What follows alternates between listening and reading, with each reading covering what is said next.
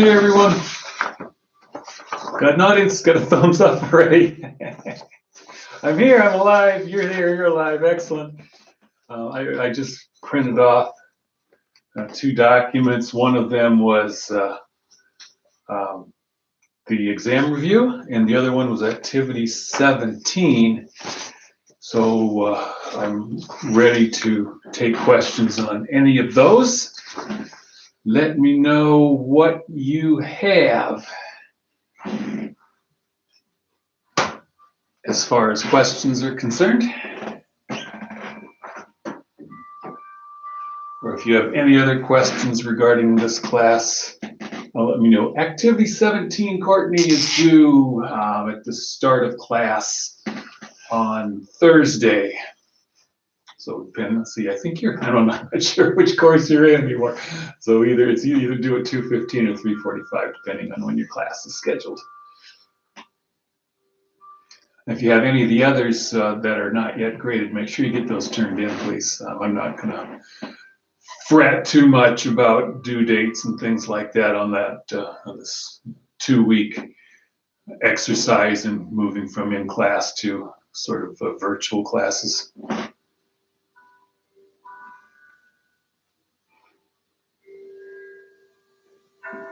Well, here's, I guess, some additional news while I'm waiting for the first questions. I've reconsidered the Proctorio requirement,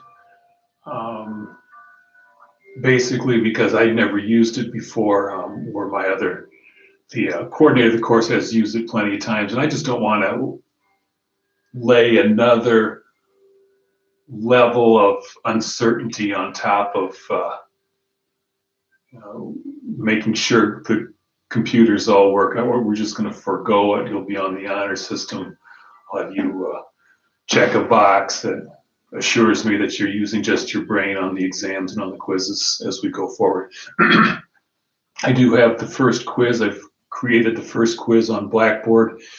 I think I have it ready for the 2:15 class. It'll open tomorrow, I think at 3, and I'm having to create a different one. I was hoping to just copy it, but I can't. I'll have the 3:45 one open. It'll probably open 4:30 tomorrow. I think they're open for an hour afterward. I tell you the answer on this one. It's a multiple choice. I just want to make sure that the technology is working. That way, when the test rolls out on Thursday, you'll know everything you need to know. I did mention also about exam reviews. I sent that email out. I put it on my calendar. If I'm not mistaken, I believe we were going to have a online session that began Wednesday at noon, and then Thursday at 11. That's the best of my recollection. All right, what would you like to go over questions on activity 16? Sure. The only issue is I didn't bring 16 up with me. I'm going to run downstairs and get it. I'll be right back, Courtney.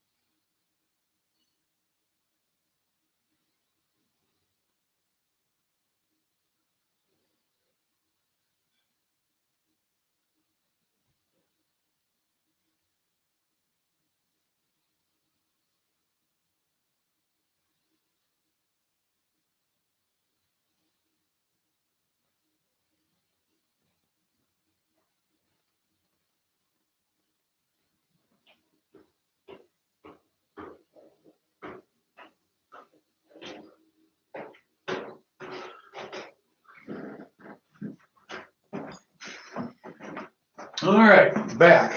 Problem 6 and 7.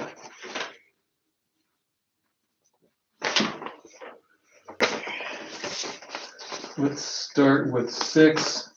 I did a bunch of these, and by the way, if if there's some questions I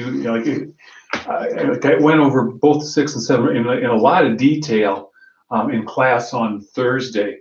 So that's probably, if if you're not able to make a class, that's probably the best place to go look in my live feed from the previous days. I'm able to, at the end of the feed, sort of bookmark when all the topics, when all the questions are asked. So I know I covered this on Thursday. So you want to go back and look at that, you may as well. But I'll cover these here today as well. But that in the future, I pretty well go over a bunch of these in detail. In fact, both 6 and 7, I went over both for my 215 and my 345 class. So that's always the first case to look. But let's go over those right now. Suppose we wish a certain kind of canning jar, 2,000 each time we do a production run. We need 640,000 boxes, 80,000 boxes per production run. Okay, so I'm going to divide this up into 2. In this case, we're doing 80,000 per run. Yep. In this case, we're doing X boxes per run. So those are the numbers of boxes per run we're doing each time. So let's make a list for the number of runs required. If we have 640,000 boxes and we do those 80,000 at a time, that looks like that would be a total of 8 runs every year. If I do those X boxes at a time, the number of runs we would need would be that. So there's the number of runs we need. I'm leaving part B out of this, by the way, so you're just going to substitute in wherever X is or wherever this is. You're going to substitute in 32,000. The setup costs. Well, the setup costs are based on the number of runs we needed, and the number of dollars that cost us each time is 2,000. So 2,000 times 8, 16,000, or 2,000 times 640,000 over X. That would be the cost for the setup.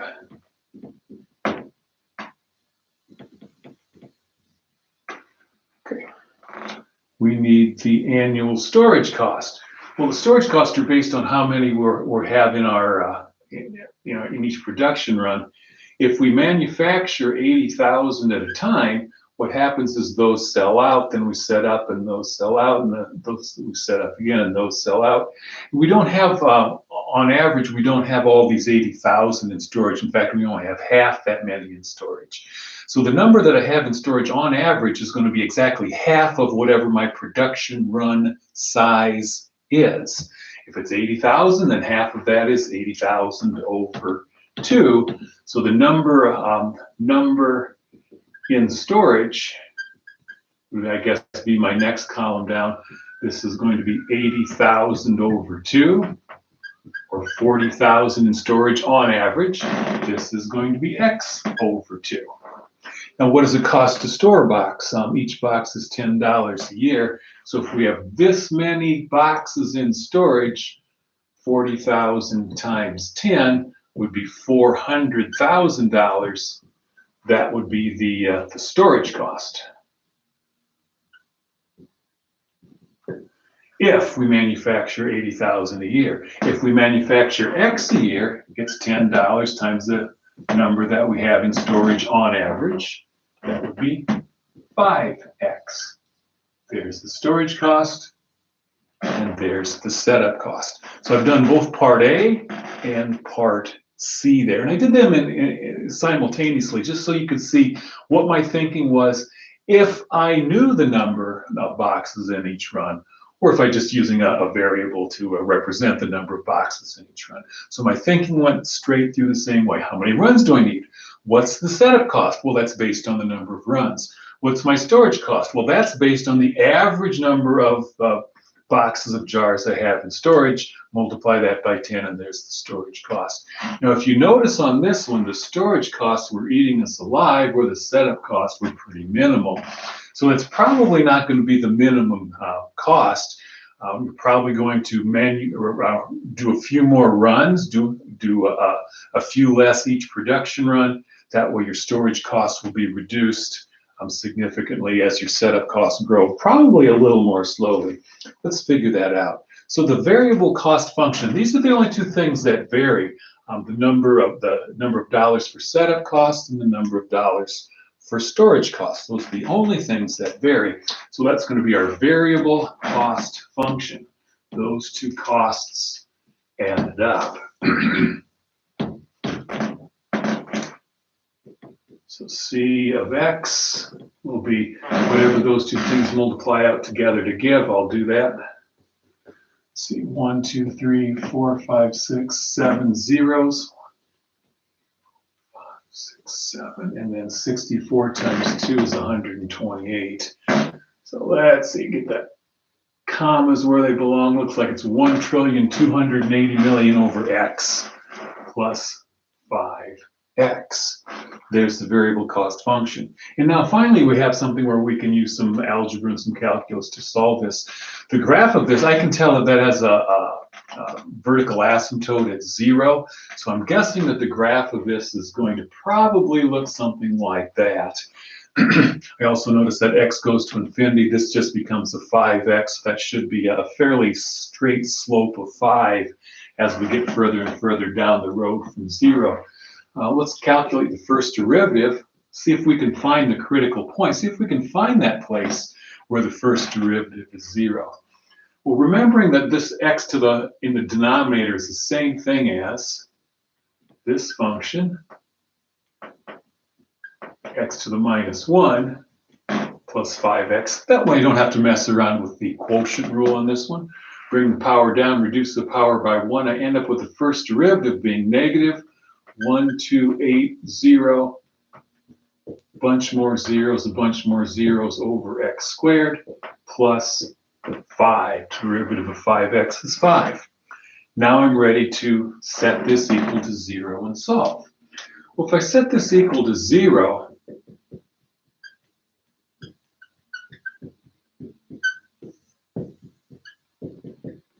I don't like working with negative numbers, so I'm going to move that to the other side of the equation by adding that to both sides.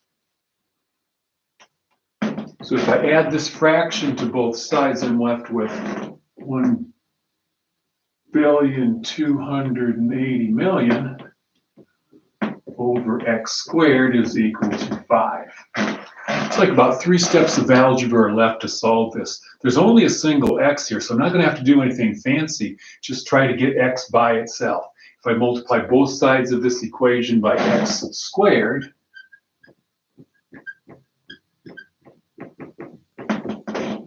if I divide both sides by x, then, whoops, dividing both sides by x, 2, 5, 6, 0, 0, 0, 0, 0, 0, and then take the square root. I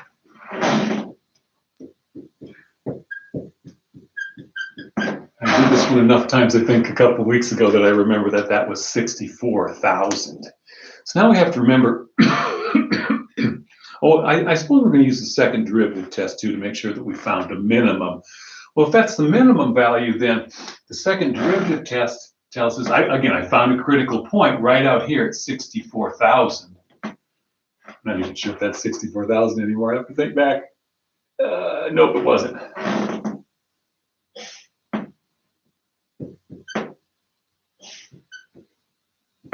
It was 16,000. If I plug in, if I have a critical point at 16,000, what I want to do is I want to check the second derivative and make sure that the second derivative confirms that this is a minimum. If the second derivative is positive, that means the graph is concave up. And if I have a critical point on a graph that's concave up, I can assure myself that that's a relative minimum. So again, back here to the first derivative, this is negative 1,280,000,000 over x squared. That's the same thing as writing that to the minus 2. So C double prime of x will be this thing, let's see, 256,000,000,000 over x cubed. Now remember, I'm looking at this one particular point. I'm not interested in any place else on the graph. I'm going to plug in 16,000 there, C double prime of 16,000. Now I don't really care what the number is. I can tell that this is a positive number and this is a positive number. This is bigger than 0. Since it's bigger than 0, I have a minimum value for my cost function right there at 16,000. Okay, so how many boxes should we produce each production run? Well, X, as you recall, if you look back at the upper right corner where I set this problem out, X was the number of boxes to do each production run. So we should produce 16,000 boxes per production run. Now let's see if we can calculate the storage cost and the setup cost. Well, here are my two cost functions put together in one. This is the setup cost. That's the storage cost. If you plug in 16,000 in for X, that number 5 times 16,000, I believe that gives you an $80,000 setup cost. And if you divide 1,280,000,000 by 16,000, this one also comes out to be 80,000. So the combined of those two is 160,000. If you look back at part A, just the storage cost alone were 400,000 on this. This is much more economical. So what are each of those? They're each $80,000 for a combined variable cost function value of 160,000. That's a minimum that we can do. Okay, activity, okay, that was number 6, here's number 7. I probably had more questions online or via email on this next one than any other question on the sheet.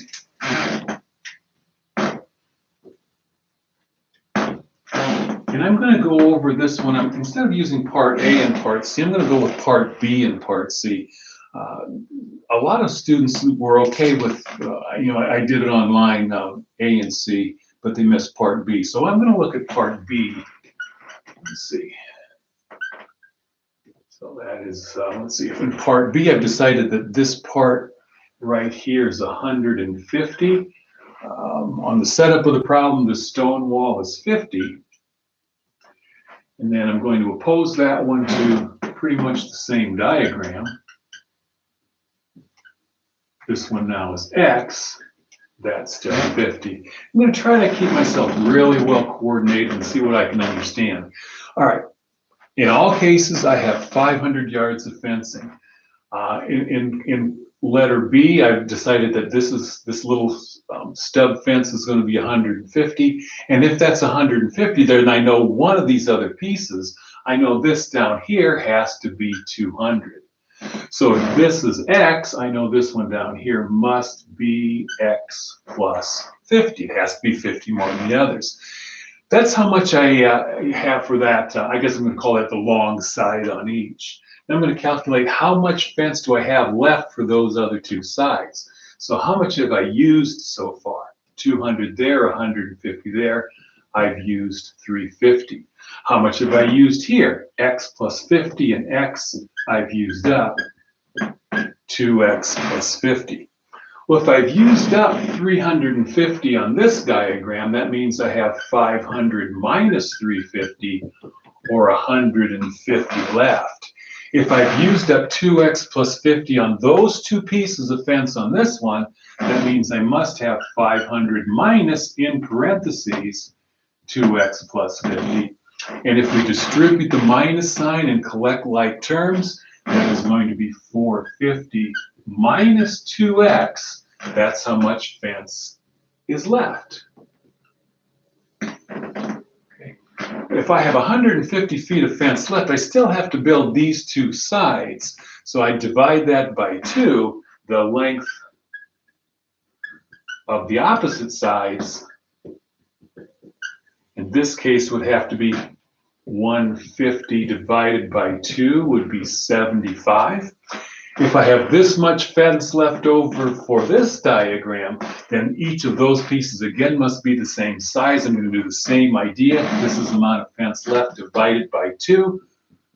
450 minus 2x over 2 is 225 minus x. That's how much is left over for each of these two sides. So on this diagram, it's a 75 and a 75. For this diagram, it's 225 minus x, and that length right there is also 225 minus x. Okay.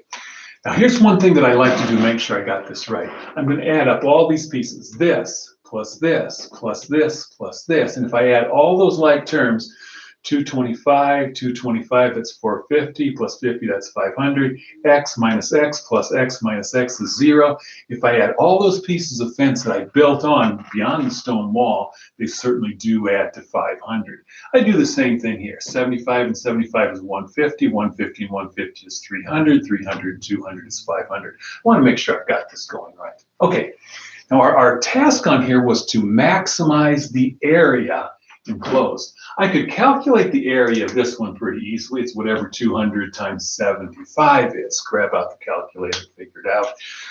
15000 is what it looks like to me. Is that the maximum? Probably not.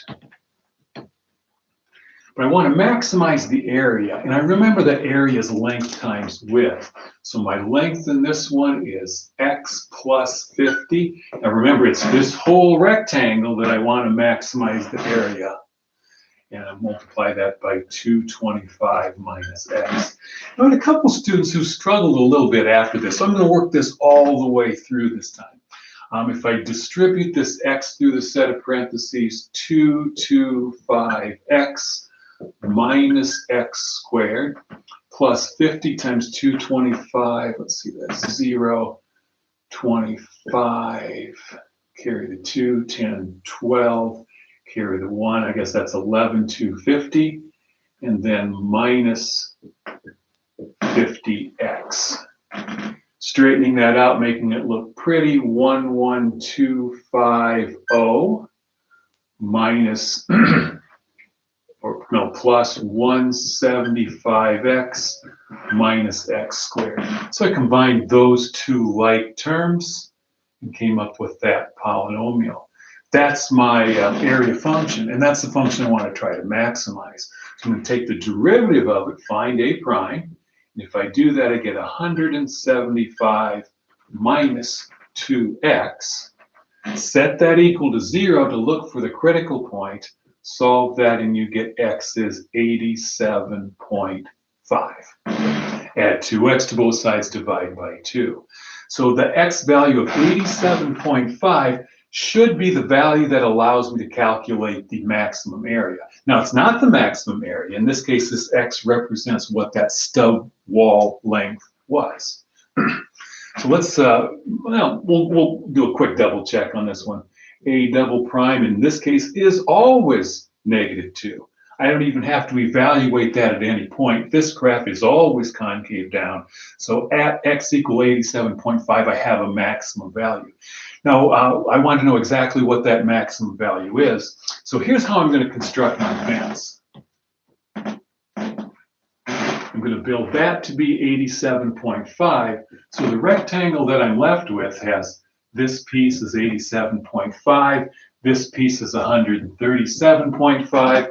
If you plug in 87.5 in here for x, these are also 137.5.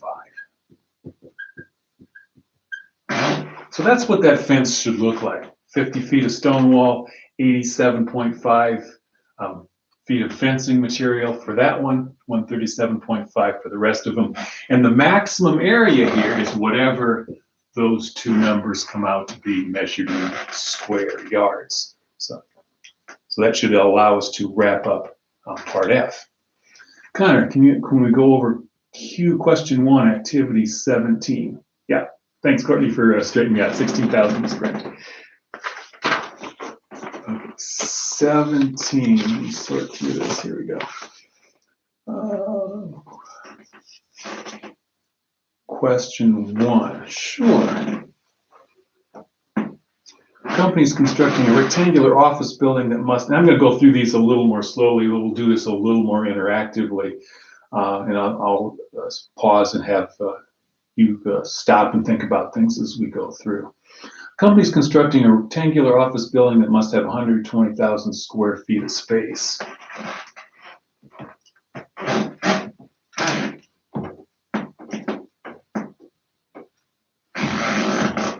Well, square feet, that's a measure of area.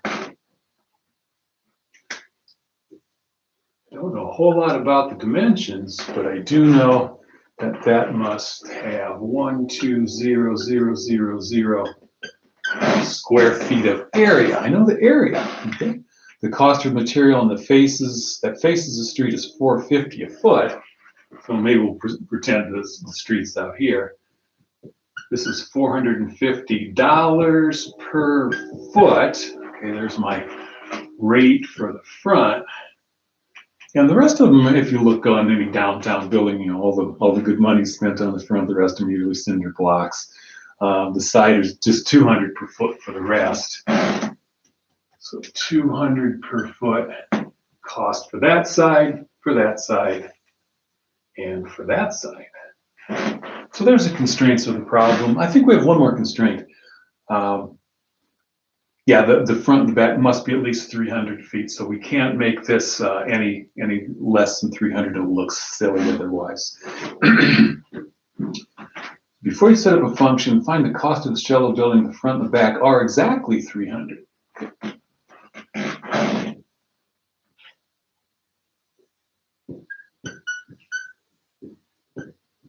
So the front and the back are 300 feet. Now I'm going to pause and ask you to help me figure out what's left. Here's what I know so far. The whole thing has to have 120,000 square feet. The front and the back are 300. Can I come up with the dimensions for those other two sides, the length and the width or whatever, the side pieces? What would those have to be?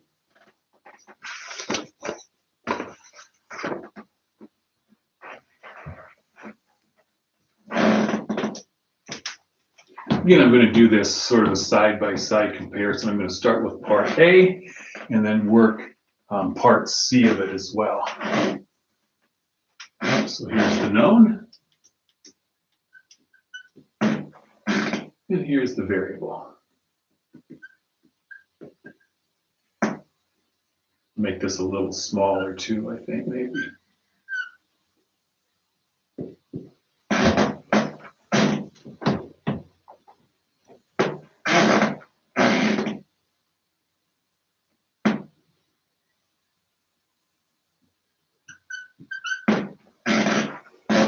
And here's my overwriting. 120,000 divided by 300. Let's see, two canvas cancel. I guess that would make that what? 400 and 400, right? 12 followed by 4 zeros. Sure. So if this is x and this is x, what would be an expression then for those other two pieces? How did you get this 400?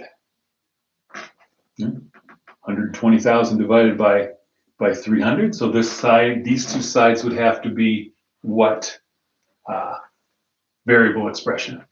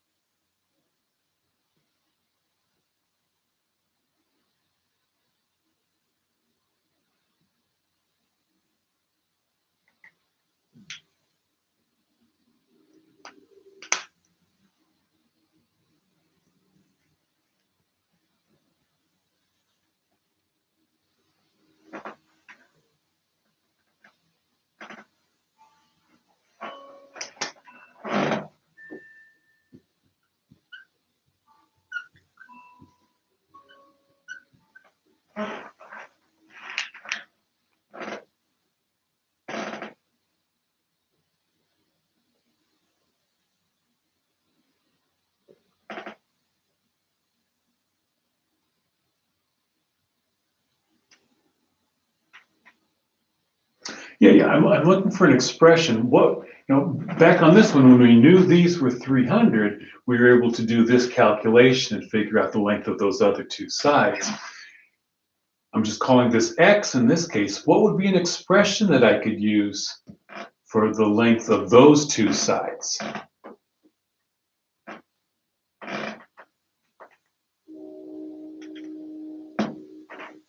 Sure.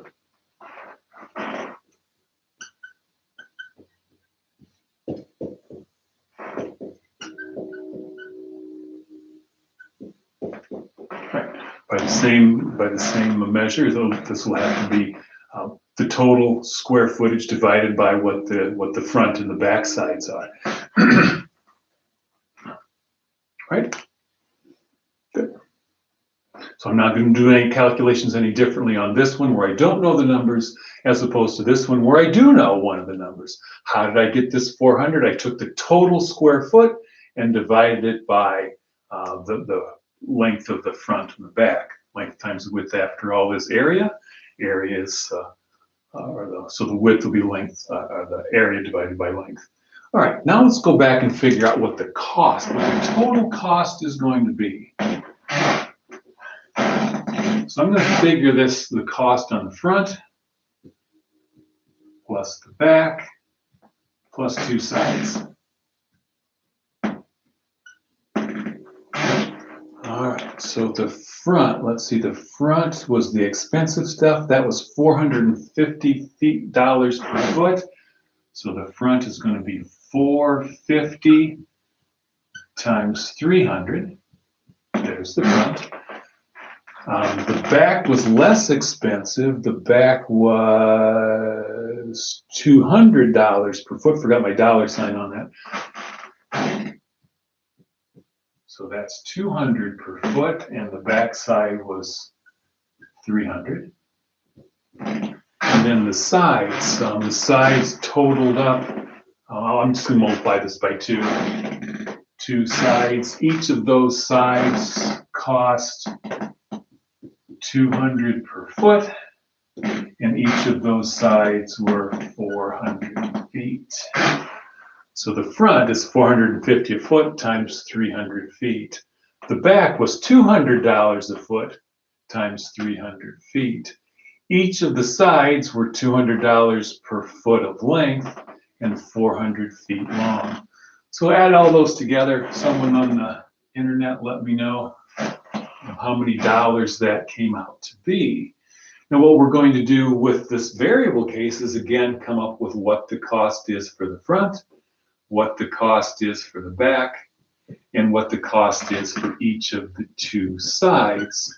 In this case, we had numbers to plug in. In this case, we're going to have variables. So again, someone on there in YouTube land, tell me what that total cost was. If we do indeed make this 300 on the front and back, and then 400 on the sides.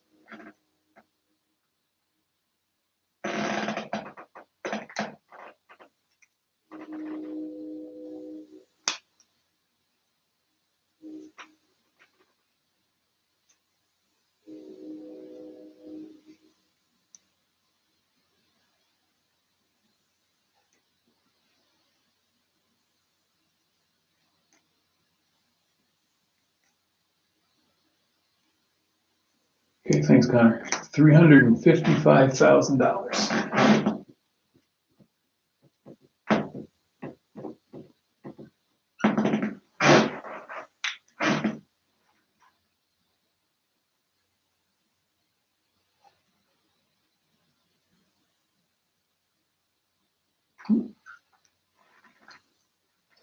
So now let's see if we can come up with what the variable cost would be for both the front, the back, and the two sides. Let's get the front first. The front is $450 per square foot. Okay. So I'm going to sort of make this look the same way as I did the last one. It's going to be $450 per square foot times something. The back is going to be $200 per square foot times something. And the two sides are going to be 2 times 200 times something. Okay. Well, how long is the front? Well, according to this picture, the front is X. The back is X. Okay. The two sides, however, are 120,000 divided by X. So multiply this by 120,000 divided by X. And if I make this look nice and pretty, 450 and 200, that's 650X. I think I can multiply this out mentally. Get that off to the side a little bit. X in the denominator. 1, 2, 3, 4, 5, 6 zeros. 6 zeros. 4 times 12. Looks like that would be 650X plus 48 million over X. And if you look at this equation, this is our overall cost equation. If you look at this carefully, it should ring a bell because it looks exactly like the equations we had on the problems where we're trying to minimize setup costs, those inventory problems. So problem number, problem number 6 on activity 16, the equation on that one looks identical to the equation on this one. So from this point on, it's a matter of doing the algebra and doing the calculus pretty much exactly the same way I did before. And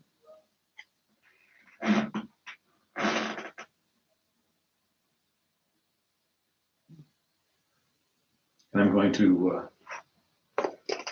let you battle away with that one for a little while. See if you can come up with the right answer.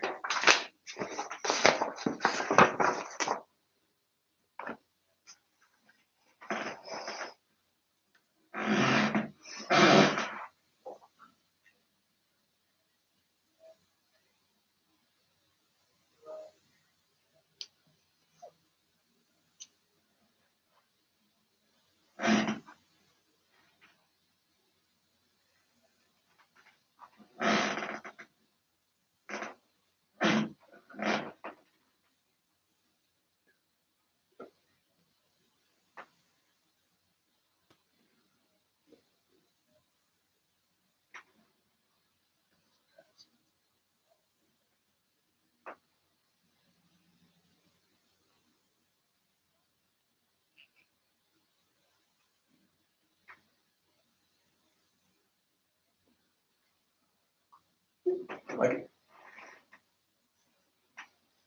Connor says the answer is 350. No, that was the previous. Okay, yeah, 355,000. So if we did everything right here and we did everything right here, this minimum value probably will come out a little bit less than that. I'll let you work that one through. If you want to do it now, that's fine. Put up your answer later. If you want to march on to something else, anything else in activity 17, or anything regarding really any of the activities, or if you want to go back and look at some of the test preview, I'd be happy to look at that as well.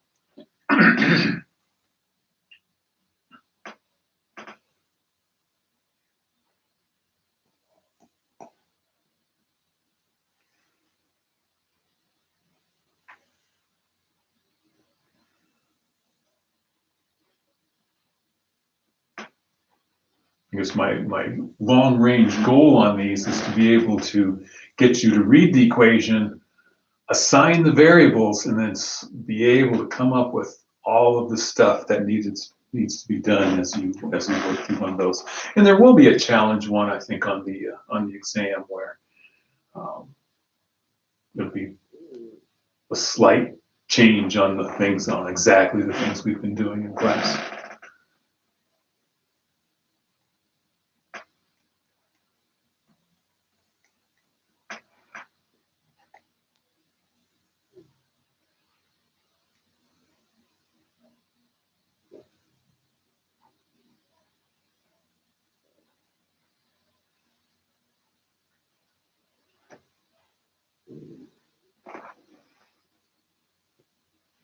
Sure.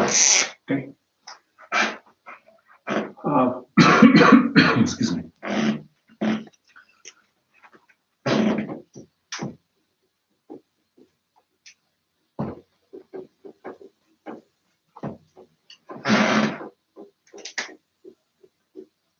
we found that was the dimension of both the sides of the building, not the front and the back, but the sides. That was how many feet long the two sides were if the front and the back were X, so that many feet long. Then we have to figure out, well, what are the costs? Okay, well, there are going to be two of those, so I'm going to multiply by 2. That's where the 2 came from. Okay. And my cost per foot for the front and the back were $200 per foot. So $200 per foot times this many feet long.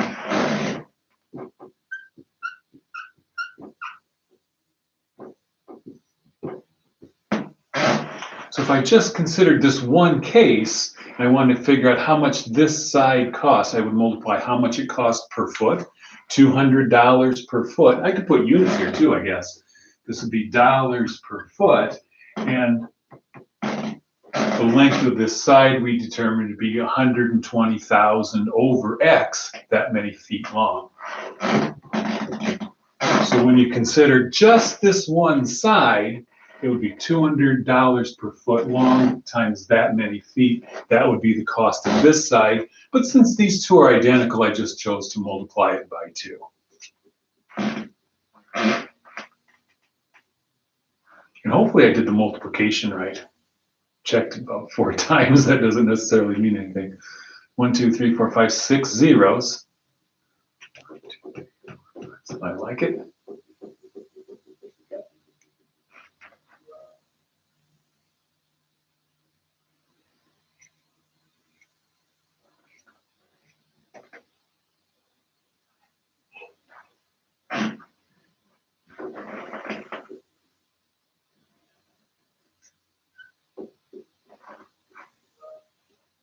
On a problem like this, I like to make sure I get the answer right.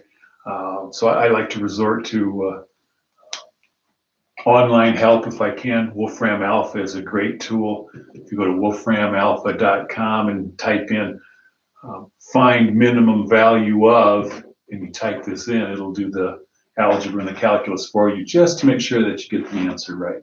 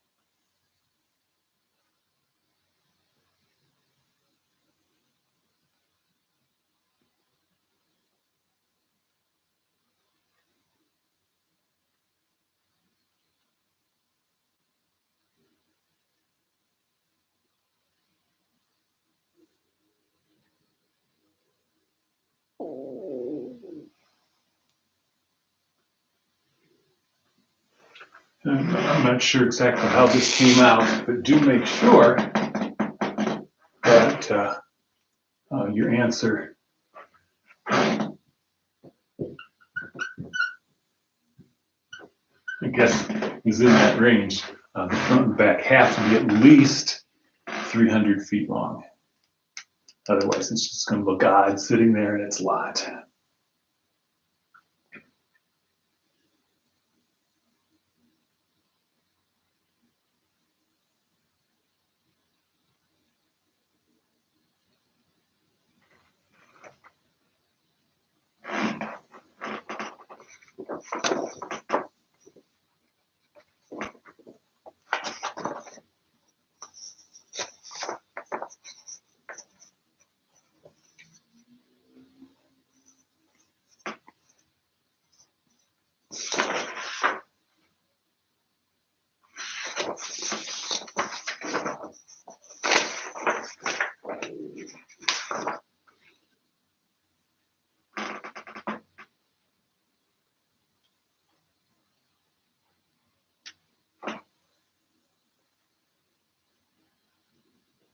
X is 271.75. Interesting. Could be. I don't have the exact answer on here. If that's what Wolfram Alpha says, then that could be right. And if that is truly what Wolfram Alpha says, then I'm guessing that our final statement on this was we're going to have to build it 300 by 400 because, again, we need that frontage to be at least 300 feet long. We can't build it any shorter than that. So the least expensive option, therefore, would be to build the front and back 300 and the sides 400. That's what you got too, Connor. Okay, yeah. Now this is a different problem than I had last time, so I was unsure how it came out.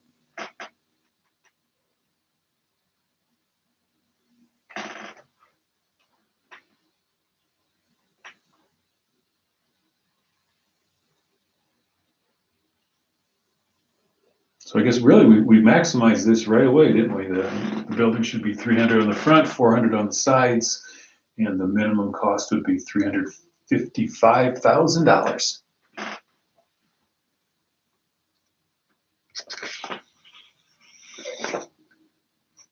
I'll take the next question.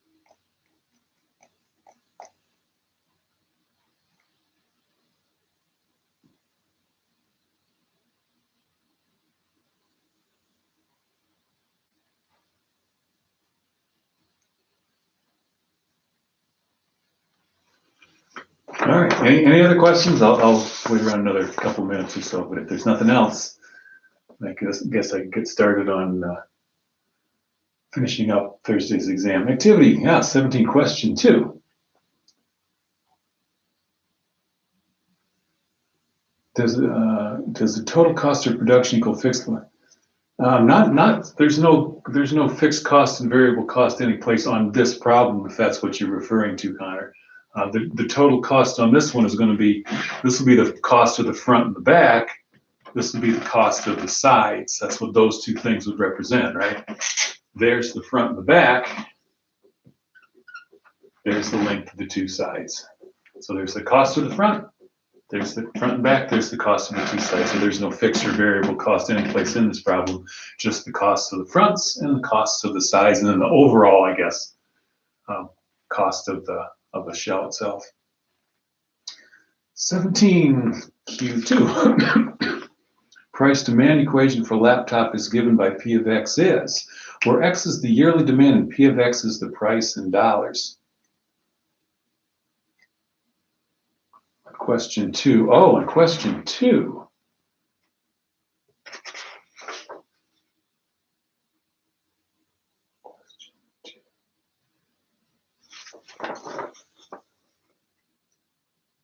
Fixed and variable cost.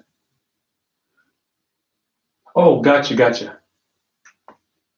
Oh, gotcha. Does the total? Yeah. It's right. The fixed cost is what it costs you to have the production facilities, whether or not you're building anything, and then the variable costs go up the more that you build. So fixed costs would be things you're paying whether or not you're building anything at all. Interest, loan amounts, Maybe you have a union contract, you're shelling out so many dollars regardless. That's the fixed cost. Variable costs are, as you build more things, raw materials, maybe power, labor, if you're variable on your labor. All right, let's start up this first one. Again, we're going to do this in two cases. Find the price if the demand was 600. Okay. I've learned my lesson. Move this over here a little further. Okay. Find the price if the demand is 600. So here's part A.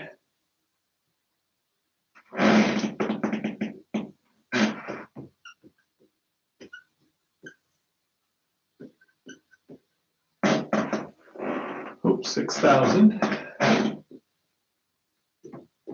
versus X. So for part A, find the price for the demand of 6,000 computers, and that first equation you're given there is the price-demand equation. So X is the number of the yearly demand, and P of X is the price. So if we plug in 6,000 there, we get 1,500 minus 0.205. Is that right? Yep. Times 6,000 to the 0.75. Okay. So that's that one, and then we're going to go down to part E.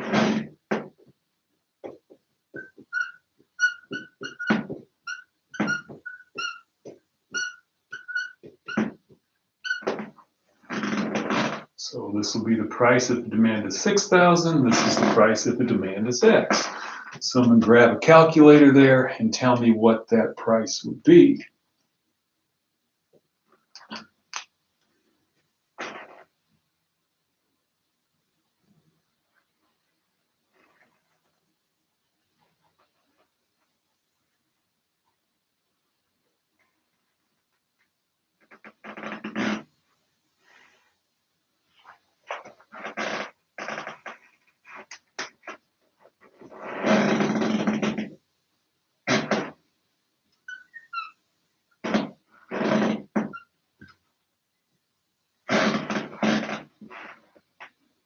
$1,360.25.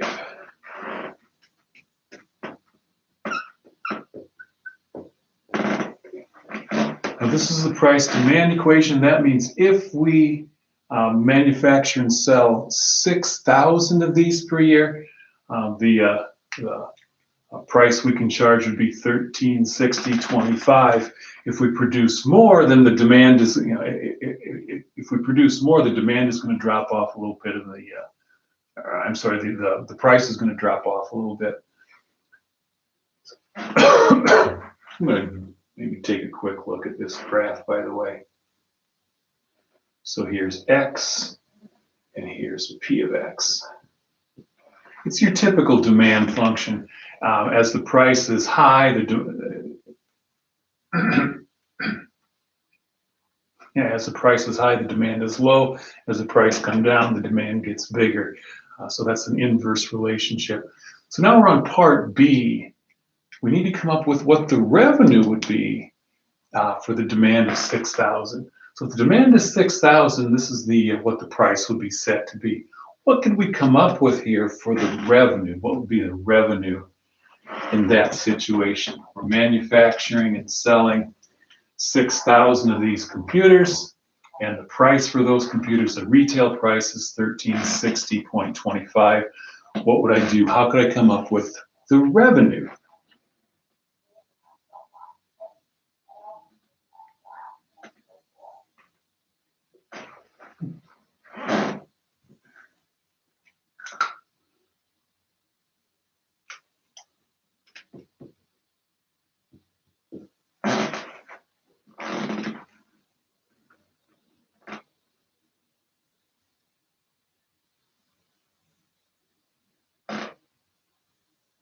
Yep, multiply those two things together. 6,000 times 1360.25. If if the demand is 6,000, we can sell them for this many dollars. The revenue is the product of those two. If the demand is X, we can sell each one for this many dollars. The revenue, therefore, would be what?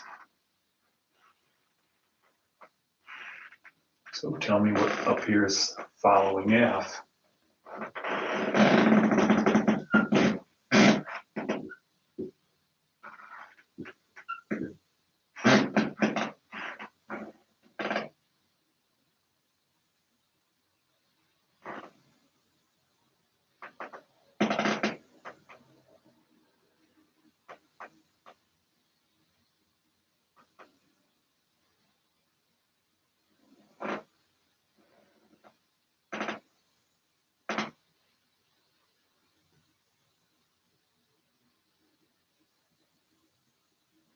Yep, those two multiplied together.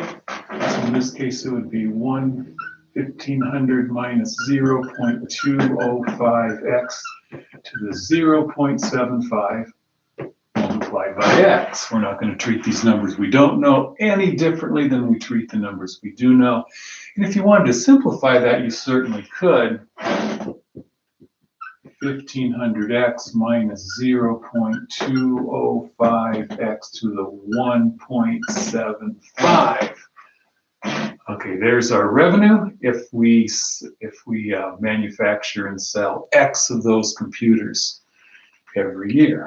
Okay, now we know how much our revenue is going to be. Now it's time to look at cost. Find the cost for production of 6,000 computers. Okay, so our costs are $80,000 per year plus $85 per computer. So our total costs are going to be that much every year, whether or not we're producing anything. Then we have the variable cost of $85 per computer. $85 computer times 6,000 computers. That would be our cost if we're producing 6,000 computers. Fixed cost, variable cost. So over here, what would be the cost function? Well, it's pretty well given. The cost function is going to be $80,000 plus $85 per computer multiplied by X computers. Fixed cost, variable cost. Hey, there's our variable, right?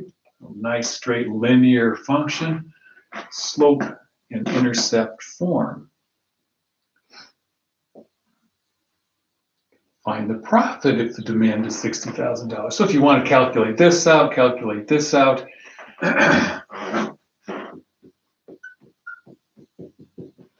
This is our cost. This is the amount of money we have coming in.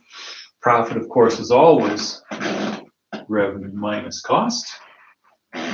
Profit is always revenue minus cost. That minus that should get you started. When you do the subtraction, make sure you distribute the minus sign, combine like terms, and then you're off to the regular calculus as always. Take the first derivative, set it equal to 0. See if you can find the critical point. Use the second derivative test to make sure that you have found the maximum and not a minimum. You want to find the maximum profit. I'm going to turn it over to you from that point on. Revenue is, oh, good. So this was in that first one. The revenue was 81,650.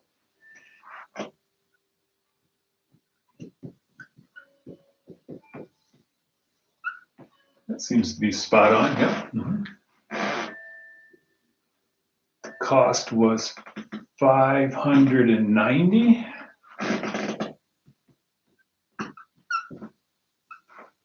All right. So it looks like that was a decent profit already. Well, it doesn't. It looks like we're over 7 million in profit in that case. Is that right? Yep, yep. Hard time seeing how many zeros you have written there, Stacia.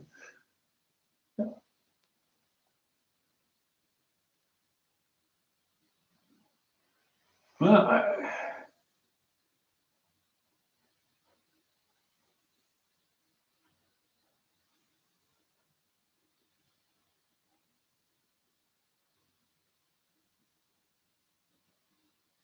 Oh, it's the fixed cost is 800,000. Oh, okay. Gotcha. Aha. Good catch. I wrote the wrong number up there, evidently. Yep, 800,000. Okay, good, good, good, good. Yeah, so this is going to be quite a bit higher, isn't it? Give us an extra.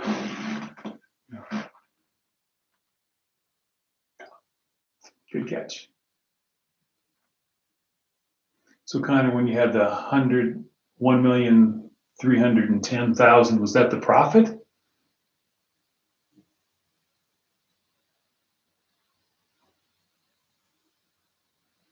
So total cost of production is, okay, 1,310,000. All right.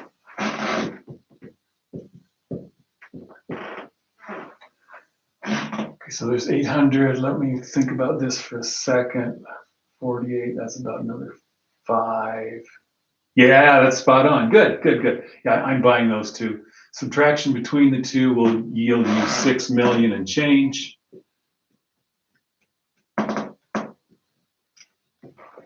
Decent enough profit. Ah, there it is. 6,851,500. Good, good, good. Total cost of production is. I like it. Should know how to go through the rest of that. And I'm going to let you mess around with that on your own. Do the calculus on that. Again, we're going to do this the same way. The profit is the revenue minus the cost. One more time, when you do the cost function, when you do that subtraction, make sure you distribute the minus sign. Combine your like terms, the derivative lines up pretty nicely, and you can go from there. And hopefully the profit, let's see, I'll write these numbers down. 6,851,000. 500.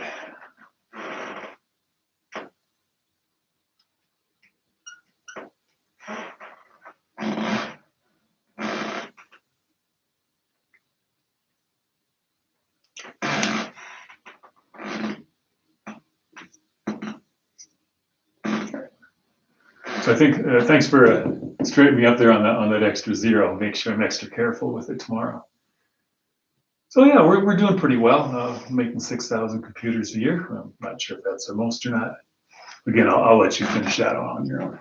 And hopefully you'll get a number that's slightly bigger than that. And if you do, then you should feel pretty good about it. And do the second derivative test as always. So there's problem 2, at least pretty well set up.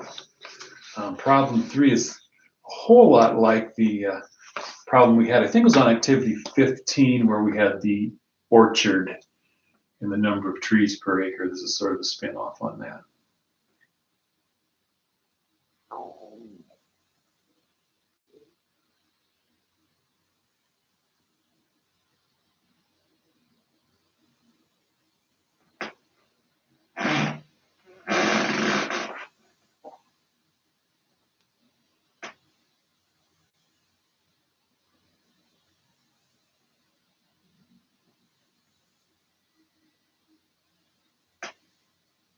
So any more questions, anyone?